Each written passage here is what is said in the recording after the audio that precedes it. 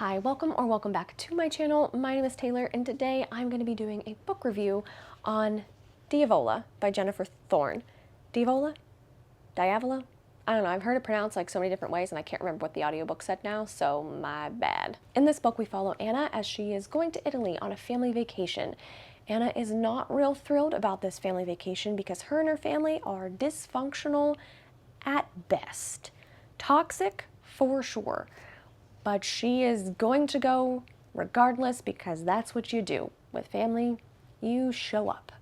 So she is going to Italy. They are going to Monte Perso, and they are going to stay at this village Takala. Anna actually speaks Italian. She learned Italian through Duolingo, which if you forget that, it will be a reminder throughout the book. That's where she learned it, so don't worry about that. At the villa, when she first gets there, she kind of notices that when she's looking up at the villa, it's beautiful and there's this amazing tower that she can't wait to go up there because she wants to stay in the tower room because that obviously has to be the best room. But she sees the curtain move and she's like, damn, someone's already taken it. She makes her way into the villa and her parents and her family are outside. So at the villa, it's her mom, her dad, her twin brother Benny, Benny's boyfriend Christopher, her sister Nicole, and her sister's husband Justin, and their two daughters Wesley and Mia, I believe are their names. Anna makes her presence known, but the family, they suck, and they don't acknowledge her at all. They actually did not hear her come in. So she goes up and gives her mom a hug, and her mom's like, oh my gosh, I can't believe you're here. You snuck up on us. She announced that she was there, just no one was paying attention. The story starts from there with the dysfunction of her family, and the haunting kind of progresses as we go. I had a lot of issues with this book. I'm gonna be completely honest. I did not like this book at all. This villa is known throughout this little town to be haunted, and they kind of ignore the little clues that the house is haunted in the beginning, but it kind of sets up for like, oh, this is going to be really creepy, this is really ominous, but that doesn't pay off until the very end. Like, it's just ridiculous. The other thing about this haunting is that Anna is the only one that chooses to recognize it while it's happening until kind of towards the end. But then even at the end, people are like, nope, that didn't happen. It's all your fault, Anna. That nothing was haunted. It's all in your mind. Which if a haunting is happening and it's happening to one person, I don't mind that in a book. But the payoff, it just took too long to get to any sort of resolution, or the clues were kind of secondary to the family drama that was going on. This was a family drama with a subplot of a haunting. In my opinion, that's what this is. I did not like that. I wanted this to be a scary, spooky ghost story.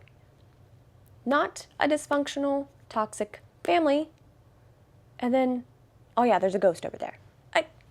That wasn't, not for me. So I'm gonna go ahead and say some spoilers at this point. I really want to talk about this book, and I don't know how to do that without giving away spoilers, because some things really, really fucking irritated me, and I want to talk about them. So if you don't want any spoilers, skip to the end. The brother's boyfriend, right? He's an asshole. He is an asshole. He sucks. When he like disappears, no one is concerned. Now, he did leave a note that said that he was breaking up with Benny. So I can understand. If that's your thinking, that you're like, oh, they broke up, I don't care. Go disappear. You've hurt my family member, do whatever. But you're telling me no one else noticed that that note was written in Benny's handwriting besides Anna? Really? That was just like a little thing. That was just a little thing that was kind of like, that's kind of stupid. No one else? No one else noticed it? Okay, fine. Then the haunting starts to get progressively worse, but the amount of times that moldy food was mentioned was just insane. And you're telling me that you're staying at this villa and her parents have to say all the time how much money they spent on this villa. You're not going to go complain to the caretaker and be like, hey, every time we buy groceries, everything is ruined within like hours of purchasing. Like, something is wrong. I feel like they were too stereotypical of rich people that don't give a fuck, that it just, it infuriated me. It just didn't make any sense. The way they treat Anna was terrible, right? That was horrible, the way that they treated her. Constantly complaining about her. Everything is Anna's fault. Anna this, Anna that. The other children, golden. Nicole and her, like, bitching at everybody and yelling at everybody to be on time, and her just overall craziness that she was. We're going to ignore that. Anna, you're the problem. Why aren't you here to translate for us? It was our choice to come to another country where we don't speak the language. We're not going to try to adapt and translate for ourselves and appreciate the culture. You do it all for us and you translate. Oh God, they sucked. I hated them. But I also couldn't stand Anna.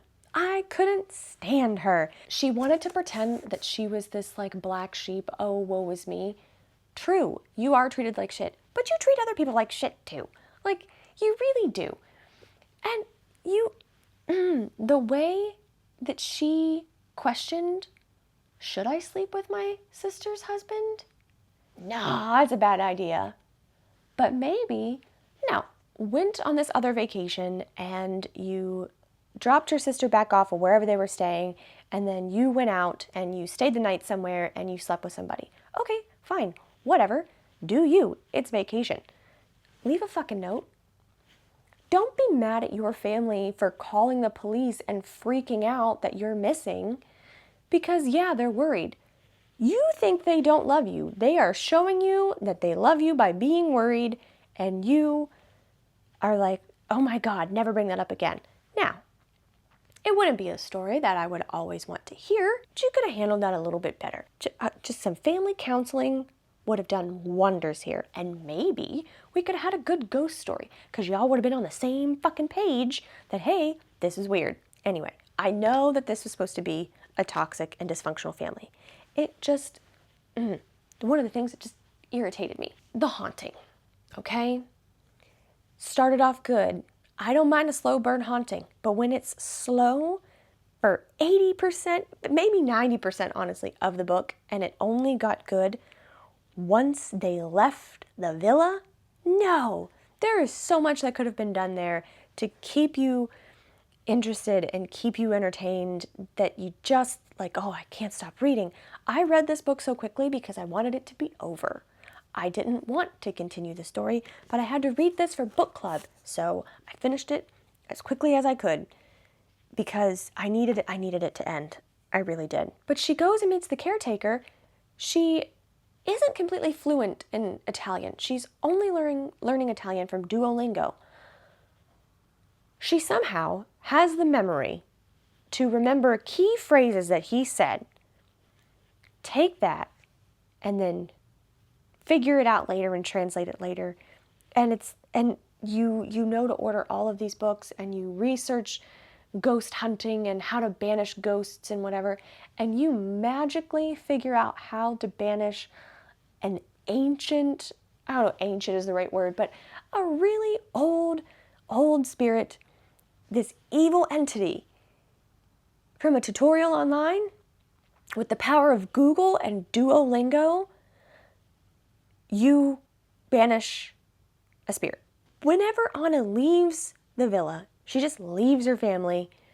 She's angry. She just leaves. She goes back to New York. The ghost follows her. That ghost caused more issues at this apartment than it did the entire time at the villa with them.